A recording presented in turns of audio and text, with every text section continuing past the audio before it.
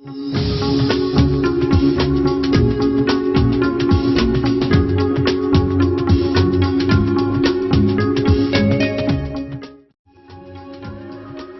صاحب کافی عرصے تک ہیرا لال تولارام بلڈنگ میں رہائش پذیر رہے۔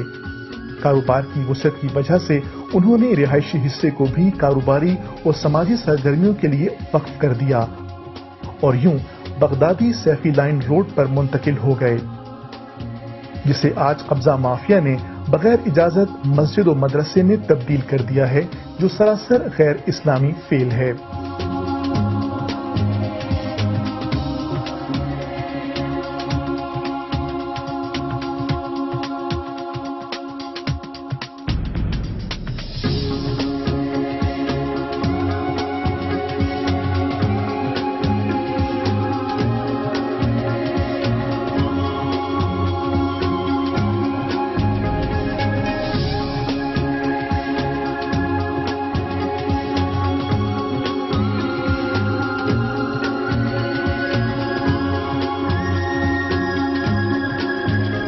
حاجی صاحب نے کاروباری اور سماجی لحاظ سے بے انتہا ترقی کی، جس کی بنیادی وجہ ان کی دن رات انتھک محنت اور دیانت تھی۔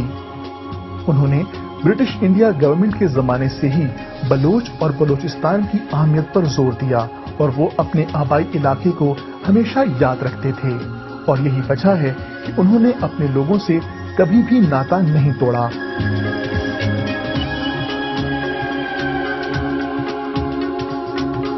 یہ وہ دور تھا جب پاکستان معرض وجود میں آ رہا تھا اور سیاسی معاملات بھی بڑی تیزی سے تبدیل ہو رہے تھے۔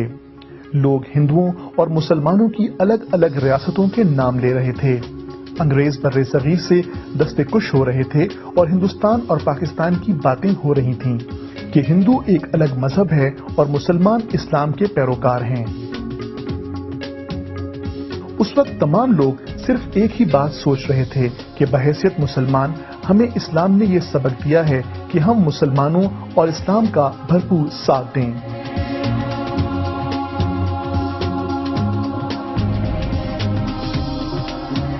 تو یہ بہادر، غیور، نڈر، بے باک بلوچ نوجوان حاجی محمد اقبال بلوچ کیسے اپنے مسلمان بہن بھائیوں کو چھوڑ کر اپنی دنیا بساتے؟ انہوں نے اس پوری تحریک میں بھرپور کردار ادا کیا جسے لوگ آج تحریک پاکستان کے نام سے جانتے ہیں۔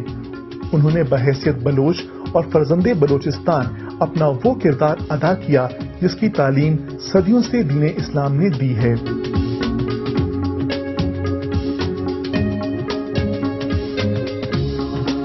23/4/1950 کو حاجی صاحب نے اس وقت کی حکومت پر زور دیا کہ وہ موجودہ گوادر جو اس وقت سلطنت عمان کی ملکیت تھا اسے واپس ریاست مکران میں شامل کیا جائے، کیونکہ اس کی تاریخی حیثیت بہت اہم ہے اور یہ ہمیشہ سے بلوچوں کی سرزمین رہی ہے، لہٰذا سلطنت عمان کو اس کی قیمت ادا کی جائے اور اسے ریاست مکران میں شامل کیا جائے۔ اس سلسلے میں انہوں نے ایک مفصل خط تحریر کیا جو کہ تاریخی اہمیت کا حامل ہے، اور ان کے اس خط کی روشنی میں حکومت پاکستان نے 1958 میں گوادر کو سلطنت عمان سے واپس خرید لیا۔ یہ بات بھی قابل ذکر ہے کہ ریاست پاکستان کے پاس اس وقت مالی استقامت نہیں تھی، تو حاجی محمد اقبال بلوچ نے اپنے ذاتی سرمایہ کو اس کام کے لیے پیش کیا۔ اگر حاجی محمد اقبال بلوچ اس وقت اس دانشمندی کا مظاہرہ نہ کرتے تو آج کشمیر کی طرح گوادر بھی مقبوضہ ہوتا۔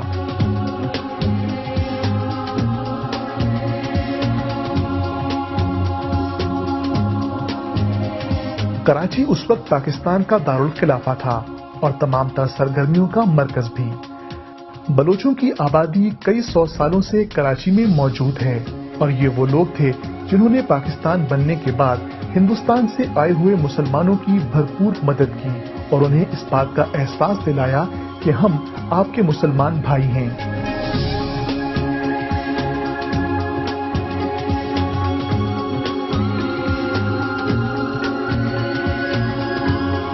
بلوچوں کی آبادی کا اندازہ اس بات سے بھی بخوبی لگایا جا سکتا ہے کہ حاجی محمد اقبال بلوچ مسلسل 2 سال 1957 اور 1958 میں کراچی میونسپل کارپوریشن کے فادر آف دا سٹی رہے، جسے میئر شہر بھی کہا جا سکتا ہے۔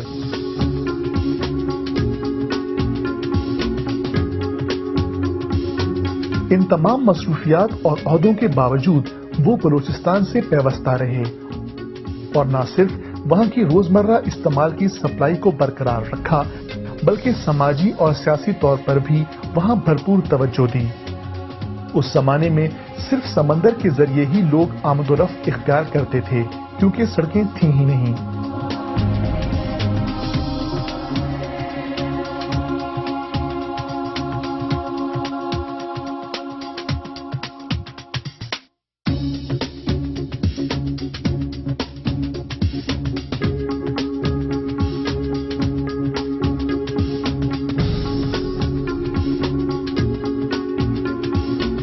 اس تکلیف کو حاجی محمد اقبال بلوچ نے محسوس کیا کہ وہ کس طریقے سے بلوچستان کے لوگوں کو وہ سہولت مہیا کریں جس سے ان کا رابطہ ملک اور دنیا کے دیگر شہروں سے قائم ہو جائے۔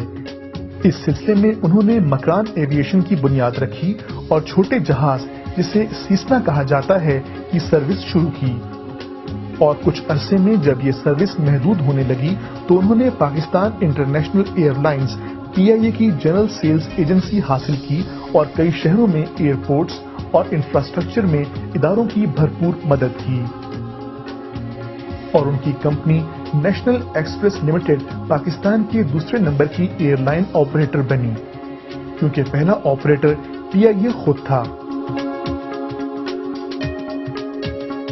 اس طرح بلوچستان کے ایک بڑے حصے کے لوگوں کو ہوائی سفر کی سہولت حاصل ہو گئی اور کئی دنوں کا سفر چند منٹوں میں طے ہونے لگا، اور یہ لوگوں کے لیے روزگار کا ذریعہ بھی بنا۔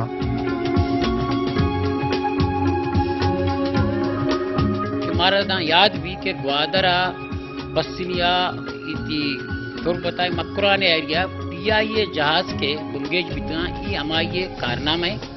وہ آج زمانے کا PIA کرایہ باز سستا بیتا اور مردمہ بیمار ہے تک تکلیفیں بیتا آیا مردمہ اشیاء چے کمک رستا ای حاجی اقبال کارنامہ بیتا۔ حاجی اقبال PIA ایجنسی زرتا PIA ایجنسی کے گوں بیتا آیا اور ماڑا پسنی گوادر جیونی تربت پنجگور ہر جگہ آیا وتی دفتر پچکتگا آفس پچکتگا زمین زرتا جگہ زرتا پراپرٹی زرتا۔ یہ تمام چیزاں کو مقصد ہے کہ حاجی اقبال پورے مکرانہ گوں بیتا گوں۔